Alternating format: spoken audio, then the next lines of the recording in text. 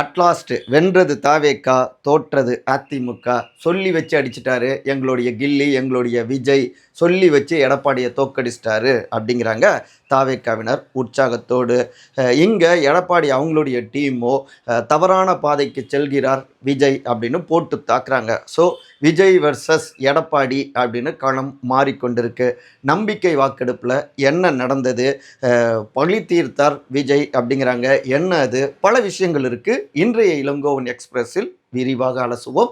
நான் உங்கள் சகோ சே த இளங்கோவன். நிகழ்ச்சிக்கு போகலாம்.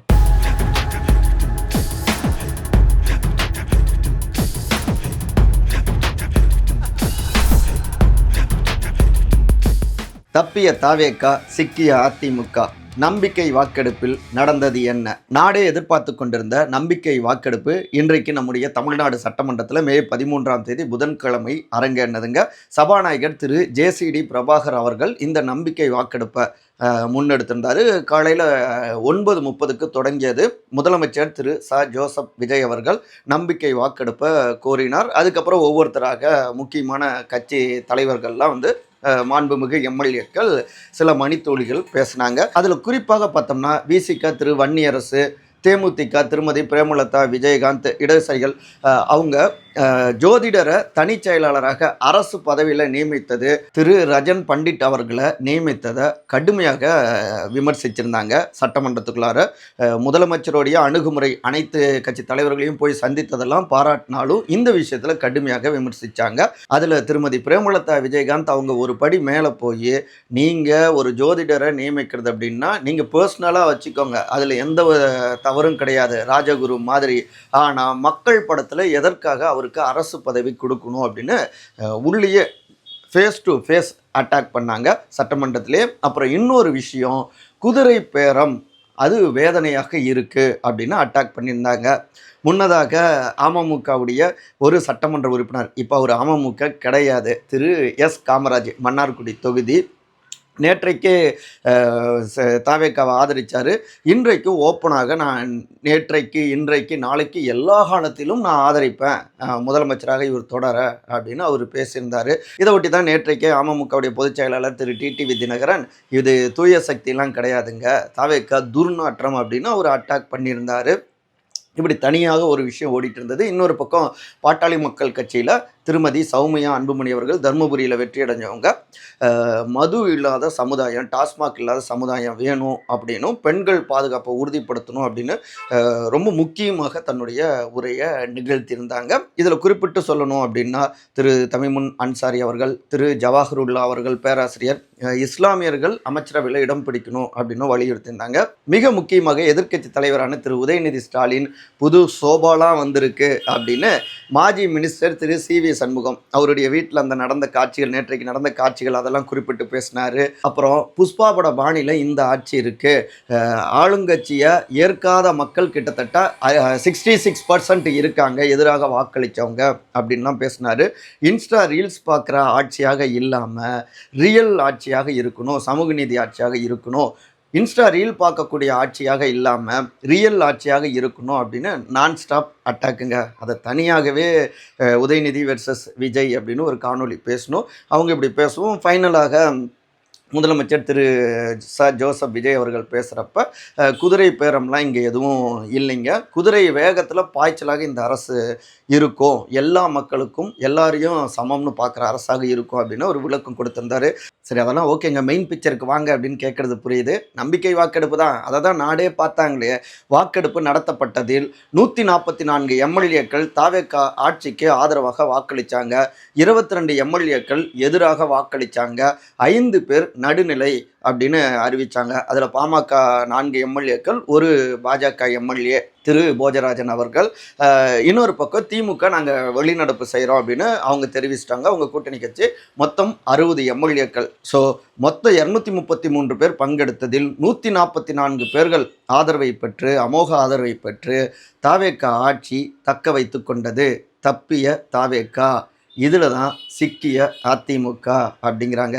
ஏன்னா இங்கே அதிமுகவுடைய பொதுச் செயலாளர் திரு எடப்பாடி பழனிசாமி அவர் ஆட்சிக்கு எதிராக வாக்களிக்கணும்னு சொன்னார். ஆனால் சட்டமன்றத்தில் திரு எஸ்பி வேலுமணி மாஜி மினிஸ்டர் அவருக்கு பேச வாய்ப்பு கொடுக்கப்பட்டு அங்கேயே எதிர்ப்பெல்லாம் கிளப்புனாங்க எடப்பாடி அவங்களுடைய ஆதரவு எம்எல்ஏக்கள். இருந்தாலும் அவர் எழுந்து சபாநாயகர் தன்னுடைய உரிமையில் பேச வாய்ப்பு கொடுத்தேன்னு சொன்னார்.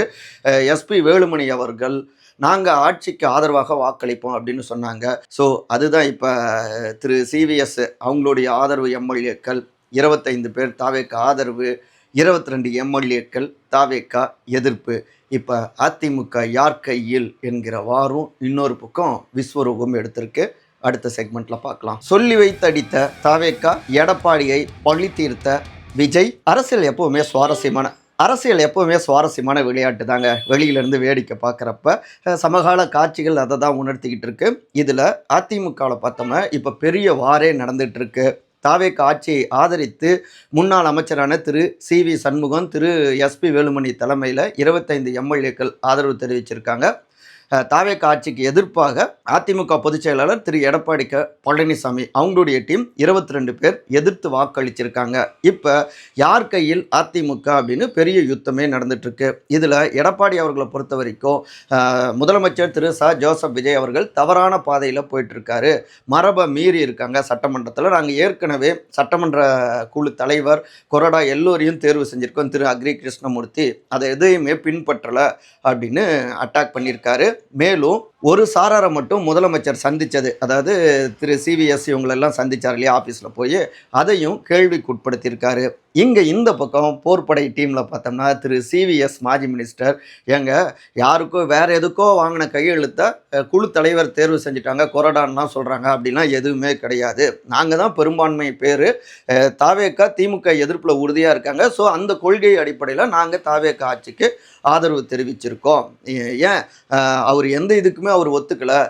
திரு தொல் திருமாவளவன் விசிக தலைவர் அவரை முதலமைச்சராக்கி ஆதரவு கொடுங்க அப்படின்லாம் ஒரு டீல்லாம் வந்தது.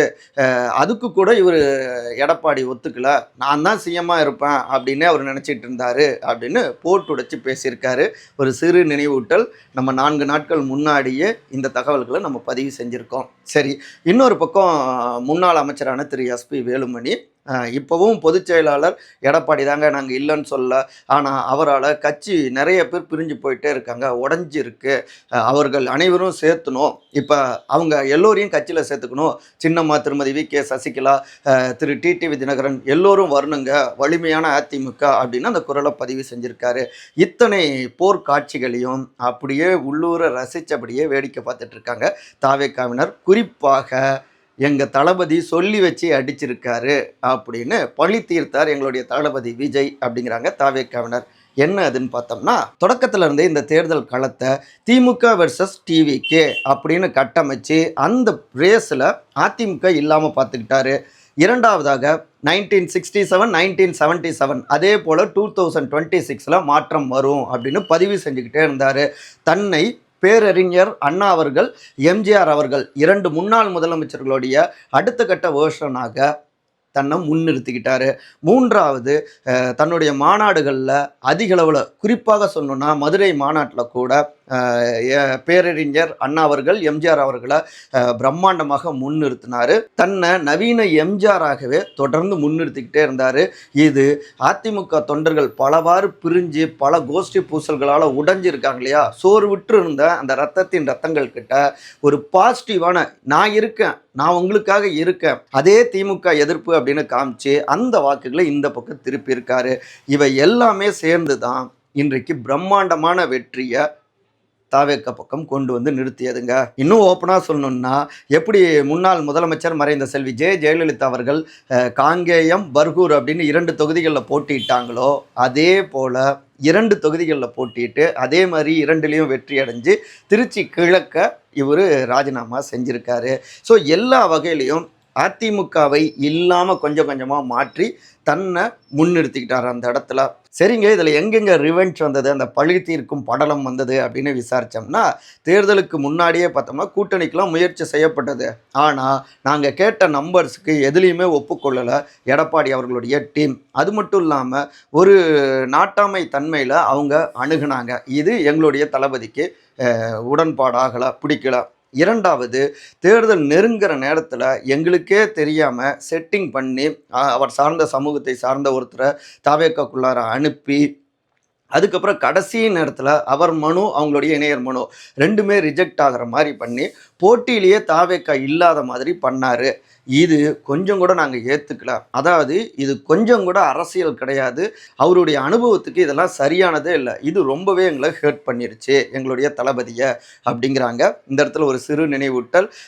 தாவேக்கா வேட்பாளர் எடப்பாடி தொகுதியில் அவரோட மனு ரிஜெக்ட் ஆனது இல்லையா, அதை உடனடியாக செட்டிங் செஞ்சு தான் இப்படி நடந்தது அப்படின்னு அப்போவே நம்ம ஒரு காணொலியை விரிவாக பதிவு செஞ்சோம். ஒரு சிறு நினைவூட்டல். அதுக்கப்புறம் தான் தாவேக்காவும் சுதாரித்து அடுத்த நடவடிக்கை எடுத்தாங்க. சரி, அதன் தொடர்ச்சியாக தான் இங்கே உடனடியாக சேலம் மாவட்ட செயலாளர், இப்போ சேலம் தெற்கில் வெற்றி அடைஞ்ச தமிழன் திரு ஆ பார்த்திபன் அவரு இந்த எப்படிலாம் இப்படி செட்டிங் பண்ணி இப்படி பண்ணியிருக்காரு அப்படின்னு கொதிச்சு போய் அந்த டீட்டெயில்ஸ் எடுத்துட்டு உடனடியாக அங்கே யாரையாவது நிறுத்தியே தீரணும் அப்படின்னு தன்னுடைய தலைமைக்கும் இதை எடுத்து வச்சாரு. அங்கே விஜய் அவர்களும் நம்ம விடக்கூடாது, ஒரு பதிலடி கொடுக்கணும் அப்படின்னு இருந்தார். ஸோ வேகமாக போர்க்கால அடிப்படையில் அங்கே திரு பிரேம்குமார் அவரை சுயேட்சையாக நின்றவரை நம்மால் தான், நம்ம இயக்கத்தை சார்ந்தவர் தான் அப்படின்னு சொல்லி உடனடியாக சென்னைக்கு அழைச்சிட்டு போய் இறுதி கட்டத்தில் தாவேக்கா ஆதரவு அவருக்கு கிடைச்சதுங்க. திரு பிரேம்குமார் எந்த அளவுக்குன்னா 2 நாளில் தொலைக்காட்சி பெட்டியில் நின்று 50,000க்கும் மேற்பட்ட வாக்குகளை பெற்று 2வது இடத்துக்கு, பெரிய கட்சியான திமுகவையே 3வது தள்ளிவிட்டது தாவேக்கா. அங்கே வெற்றி தோல்வியை தீர்மானிக்கிறதுல முக்கிய பங்கு வைக்கிற மீனவ சமுதாயத்தை சார்ந்தவர் அவரை வேட்பாளராக நிறுத்தினாங்க. அதுவே எடப்பாடி அவரை லேஸில் விட்டுறக்கூடாது அப்படிங்கிற விஜயுடைய அந்த வேட்கை இதிலிருந்தே புரிஞ்சுக்கலாம். அப்புறம் கடைசி நாள் தேர்தல் பரப்புரையிலையும் லாஸ்ட் அரை மணி நேரம் இருக்கிறப்ப மற்றும் சிலர் அப்படின்னு அவரை அட்டாக் பண்ணார். நீங்கள் முதல் உங்கள் ஏரியா மட்டும்தான், வேறு எங்கேயுமே நீங்கள் வரலையே அப்படின்னு அட்டாக் பண்ணார். அந்தளவுக்கு உங்களுக்கு பயம் அப்படின்னு சொன்னார். தேர்தல் ரிசல்ட்டுக்கு பிறகும் கூட அதுதான், எடப்பாடி அவர்கள் அவருடைய ஏரியாவில் மட்டும்தான் ஸ்ட்ராங்கு, மற்ற இடத்துல பெருசாக இல்லை அப்படின்னு நிரூபணம் ஆனது. இன்னும் சொல்ல போனா எடப்பாடி அவரை மண்ணை கவ செய்யணும் அப்படின்னு இறங்கி வேலை பார்த்தாங்க தாவேக்காவினர். இங்க சேலத்திலே பார்த்தோம்னா 4 தொகுதிகளில் தாவேக்கா வெற்றி அடைஞ்சது. மொத்தம் 11 தொகுதிகளில் 5 தொகுதிகளில் 2வது இடத்தையும் பிடிச்சது. இப்போ ஏற்காடெல்லாம் எடுத்துக்கிட்டோம்னா சுமார் 2000 வாக்குகள் வித்தியாசத்தில் தான் தாவேக்கா வெற்றி வாய்ப்பை இழந்தது. அப்போ எந்த அளவுக்கு இறங்கி அடிச்சிருக்காங்க எடப்பாடி, அவரை தோற்கடிச்சே தீரணுங்கிறதுல எந்த அளவுக்கு விஜய் அவர் உறுதியாக இருந்திருக்காரு அப்படின்னு புரிஞ்சுக்கலாங்க. நேர்மை இல்லாத ஒரு அரசியலாக எடப்பாடி அவர்களை விஜய் அவங்க டீம் வந்து பார்த்தாங்க. அதுக்கப்புறம் இப்போ முதலமைச்சராக பதவியேற்ற உடனே கூட நீங்கள் முகத்தை மூடிட்டு போனீங்க அப்படின்னு அட்டாக் பண்ணார்.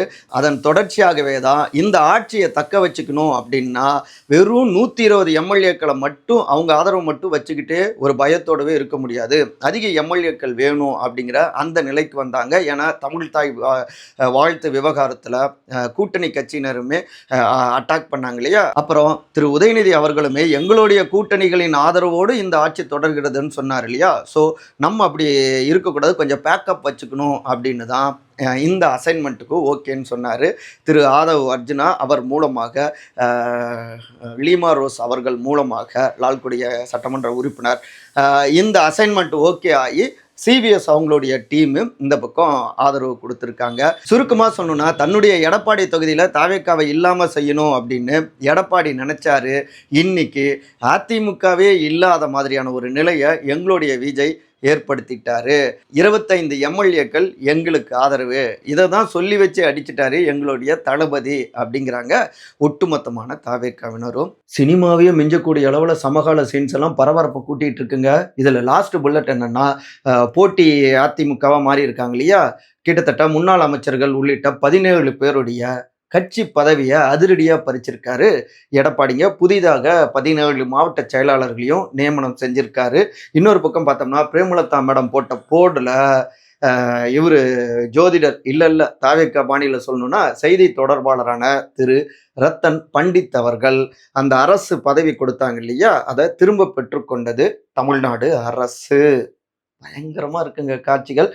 மறக்காம நம்முடைய உங்கள் சகோ சேத்தலங்கோன் சேனலை எல்லோருக்கும் பகிர்ந்துக்கோங்க. கருத்துரை பகுதியில கருத்துக்களை பகிர்ந்துக்கோங்க. அன்பால் ஒருங்கிணைந்திருப்போம். நன்றி, வணக்கம்.